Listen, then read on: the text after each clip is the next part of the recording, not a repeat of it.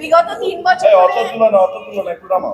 বিগত 3 বছরে আমি যে কাজগুলো করেছি মেদিনীপুরে আমার টিমের সাথে, এখানে আমার চেয়ারম্যান রয়েছেন মিউনিসিপ্যালিটি সৌমেন খান, এখানে আমার এবার সিংহ মহাশয় আছেন, আমাদের পঞ্চায়েত সমিতির সভাপতি এখানে রয়েছেন। যে কাজ, যে হোলিস্টিক ভাবে কাজ হয়েছে মেদিনীপুরে, তার রিপোর্ট কার্ড আপনাদের সামনে আমি আজকে পেশ করলাম। এগুলো সবার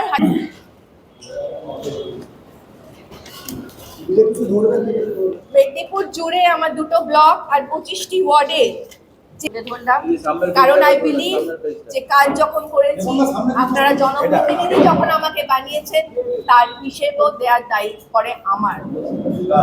থ্যাংক ইউ। দিদি প্রশ্ন আছে? হ্যাঁ, তোমার তো প্রশ্ন থাকবে।